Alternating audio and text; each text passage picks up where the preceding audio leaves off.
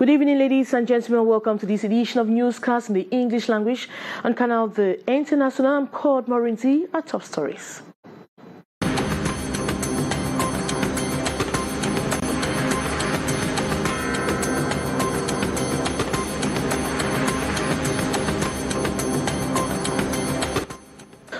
Members of a Cameroonian vessel impounded in Equatorial Guinea for close to a year have heaved a sigh of relief after the boat was released over the weekend.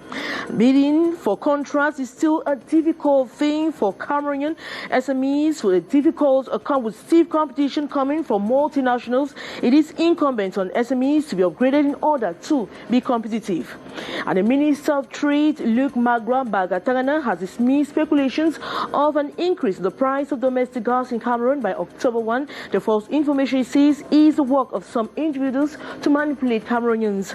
And televiewers of Canal the International will at 8 p.m. watch the European Champions League game putting Manchester United versus Milan. Those are major stories. Details right ahead.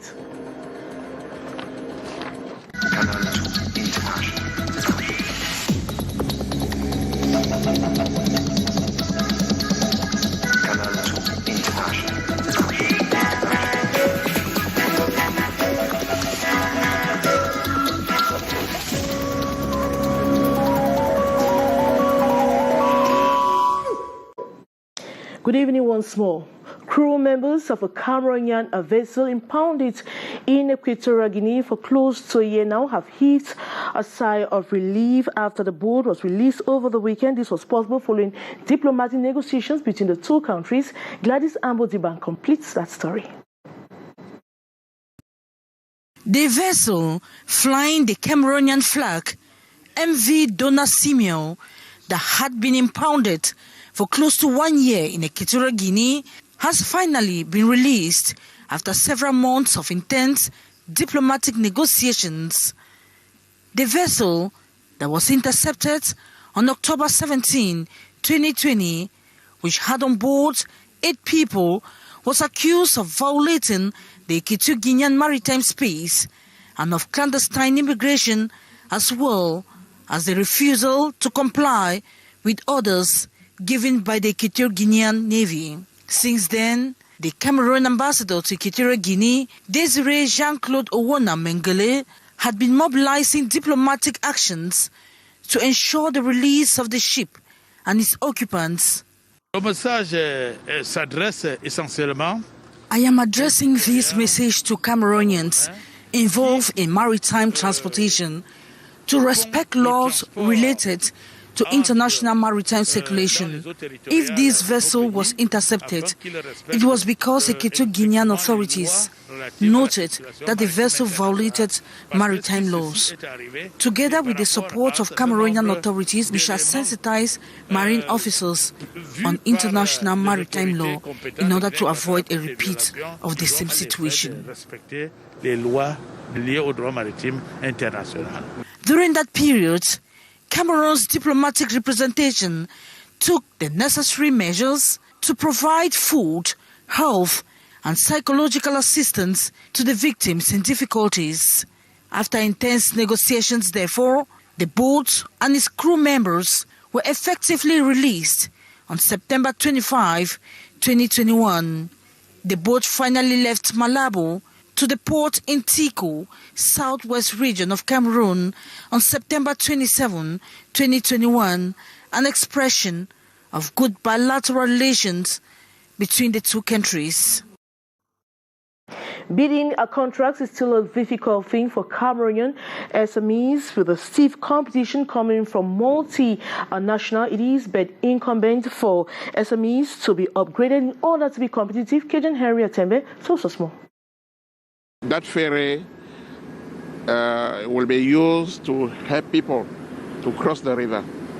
And it's an heavy issue because its ferry back is something that can replace the bridge. It was just a wonderful opportunity for Cameroon. That ferry back has been used for several years in Germany to cross, to join the country, two countries. That was an interview of an expert who was part of an association brought in a ferry to her people in the east region of Cameroon. Certainly come back to that in our subsequent editions of the news.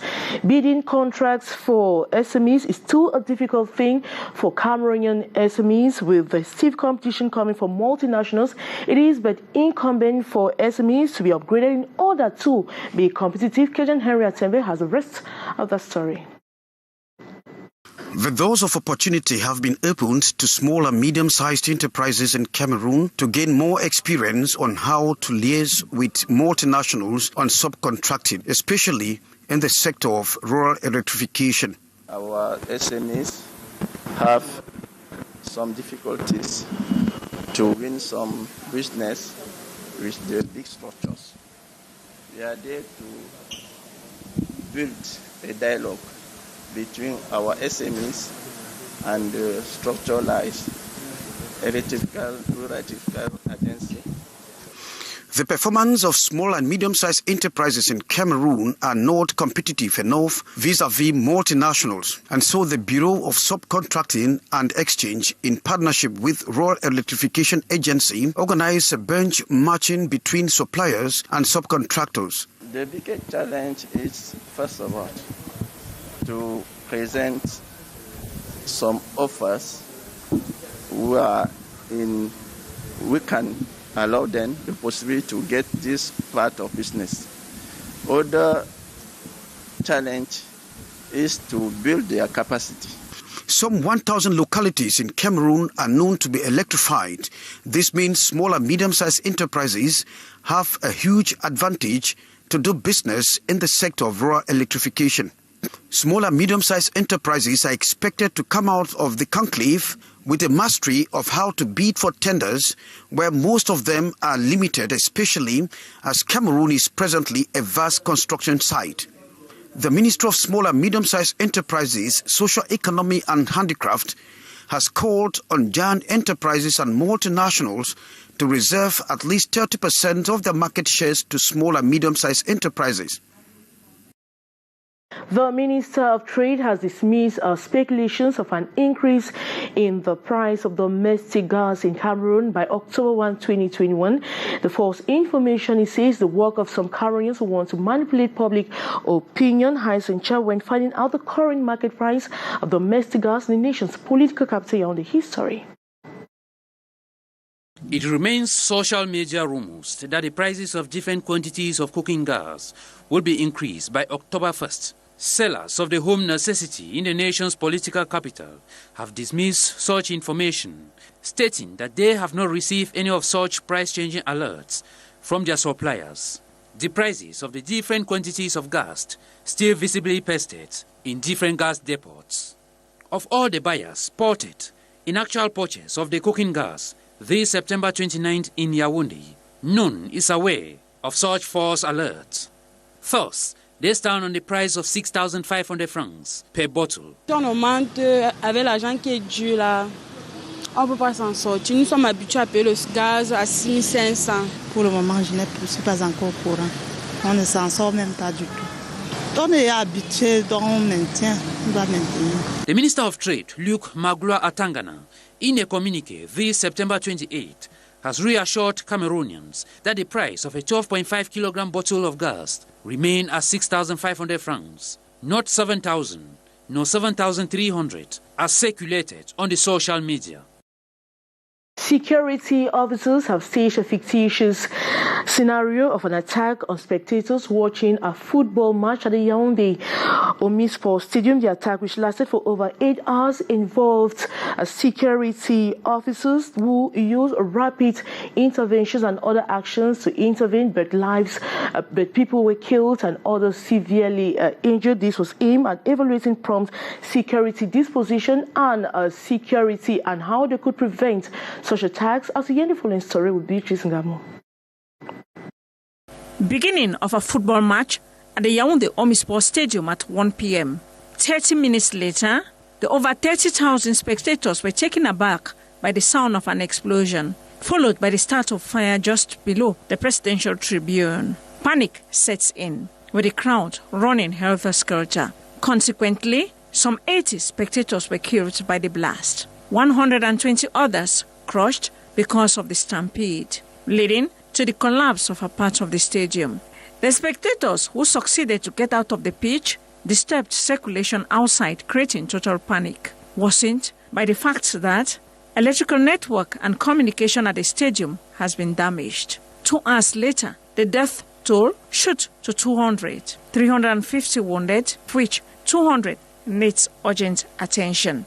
Some 70 missing, sure buried beneath the debris. This as, at the Presidential Tribune, 4 authorities were killed, 4 others seriously wounded, 5 more authorities taken hostage as human shield by a group of about 10 heavily armed individuals, very ready to shoot at all who attempt to reach them. Alerted, security intervention dispositions were assembled. Police and gendarmerie special operation elements ready for move. Before that, important to master the situation of the adversaries. First of all, you need to know who is attacking you. They are from where, which weapons, the guns they have, and then to try to organize how to attack those people. Attack launch come if the other side refuse to cooperate. They took hostages. Our main problem is not to attack those people, it is to liberate the hostage. If they don't want us to liberate the hostage, then we attack them. At the end of 8 hours of action, the supposed criminals were captured, hostages released. The Red Cross and Firefighter Brigade in charge of the wounded and dead. The sapeurs-pompiers, they will go on the field to collect those who have been wounded, those who are dead, to bring them to the hospital. This as social peace returned to the area. The above is a narration of a fictitious scenario, a shadow demonstration. Ideal occasion to evaluate the level of security preparedness ahead of any eventual attack whatsoever during an event. This is to fill in the loopholes and gaps noticed here and there. The senior divisional officer from Donga Mountain Division in the northwest region of Cameroon has banned all public demonstrations, warning that those who violate the decision will face the law, that is, they would be persecuted in accordance with the regulations in force. The decision comes few days to October 1, a day in which some hardliners of English-speaking expression sometimes take to the streets of some towns in the 2 English-speaking regions to proclaim their independence. The decision by the SDO from Donga Mountain comes a couple of days after his colleagues of Mezam and Ngokitunja Division bans of public gatherings and demonstrations in their areas of jurisdiction. Come back to that in our subsequent editions of the news. Health experts have begun reflecting on how persons living with disabilities can receive best health care and attention in health facilities and hospitals across Cameroon. This is against the backdrop of numerous complaints by these people seen as discriminatory and dangerous for their social inclusion preached every day in Cameroon. The details in the following story with Hyson Cha. The numerous complaints by persons living with disabilities surround the poor and almost degrading treatment received at health centers and hospitals just because they are blind, deaf, dumb, or not physically in shape or form. As human beings in their own rights, like able persons, they need health care and proper medical attention. Issues of health are very preoccupying. We have different problems of health. We have the global pandemic, the COVID-19. We have all sorts of illnesses which are springing up. I think the moment is very propitious. The focus of the reflection with actors, defenders and associations taking care of persons living with disabilities, meeting in Yaoundé with the aim of changing these trends, as they really want the social inclusion of these persons in society. That physical activity of the hospital is okay, to assure that the medical personnel are really empowered to be able to receive, to consult a person with disability, to communicate with him. If you take dumped persons, are they really prepared to discuss with them? To be sure that we have human resources, adequate human resources, to be able to tackle specific medical problems. From health, other sectors will also be examined to kill down this issue of differences, discrimination, and rejection against persons living with disabilities in our society. That was rather a report by Beatrice Ngamo. The head of the World Health Organization has apologized after independent investigations probing allegations of sexual abuse in the Democratic Republic of Congo by the UN agency. Staff issued a thorough indictment citing clear structural failures and individual negligence. Tedros Adhanom said of the report into the accusations against local and international personnel deployed in the country to fight on Ebola outbreaks from 2018 to 2020 was released. Let's get an interview of him. The first thing I want to say is to the victims and survivors of the sexual exploitation and abuse described in the Commission's report. I'm sorry. I'm sorry for what was done to you by people who were employed by WHO to serve and protect you. I'm sorry for the ongoing suffering that these events must cause. I'm sorry that you have had to relieve them in talking to the Commission about your experiences. Thank you for your courage in doing so. What happened to you should never happen to anyone. It is inexcusable. It's my top priority to ensure that the perpetrators are not excused but are held to account.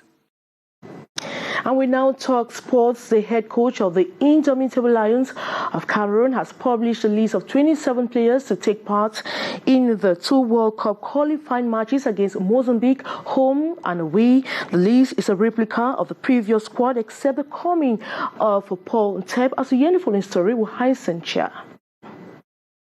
Apart from Paul George Nteb, the Bovista forward, who is making his comeback into the Lions' den, the 26 other players were all present during the last 2 matches against Malawi and the Elephants of Cote d'Ivoire, revealing the list to the press this September 28 at the Olembe Sports Complex conference room.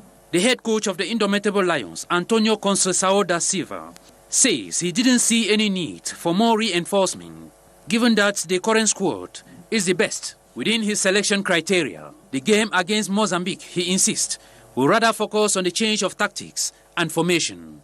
It's a different game against Ivory Coast and Mozambique. Ivory Coast have a style of playing of players. They have a style. Mozambique and another style, and all the game are different. The story of the game are different. É evidente que temos que abordar os jogos de forma diferente. Amongst the 4 goalkeepers to take part in the double confrontations is Omosola and Jean Efala. Regular names amongst the 9 defenders are Faye Mike Ngan, and even the highly criticized right back, Chambers. The 7 midfielders to be led by the new Napoli man, Zambo Anguissa and Kunde Malong, and 8 goal poachers in these selections, with the likes of Vincent Abubakar, Carl Toko Ekambi, Chupo Moting, and Christian Basogok. As to what went wrong during the last match against the Ivory Coast, coach Antonio Conceição blames the defeat entirely to the poor state of the Alassane Ouattara Stadium. The head coach in this press conference equally challenged Cameroonian football authorities to attach some importance to the under-20 and under-23 national selections to ease the relay into the senior national team. The 2 matches against Mozambique is slated for October 8th in Cameroon and a return leg on October 11th in Mozambique. And televiewers of Canal International will at 8 p.m. watch the European Champions League game putting Manchester United versus Villa. This is thanks to a non-exclusive terrestrial broadcast right obtained from its partners. Kejan Henry Atembe reports.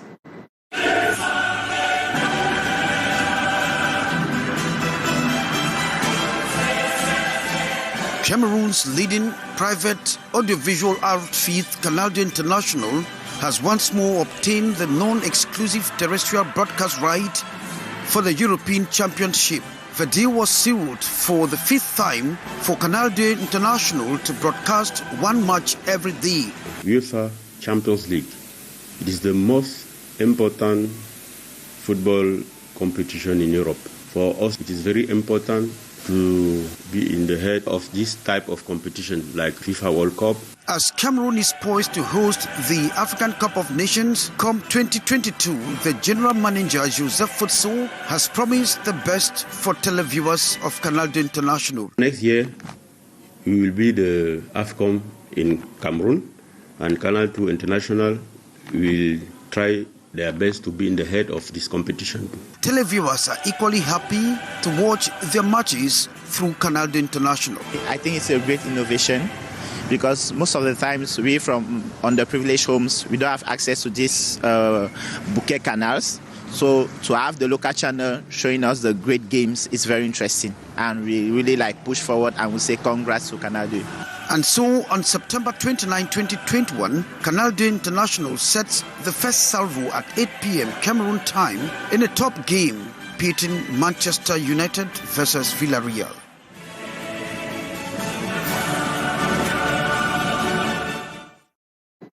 And with a change of programs due to the Champions League, a game that begins today on Canal the International, the news in the French language comes at exactly 6:50. We'll arrange this Lenkanga while the live broadcast match will come or will be aired at exactly 8 p.m. on Canal the International. As for me, I'll be back tomorrow for another edition of the news. Good night.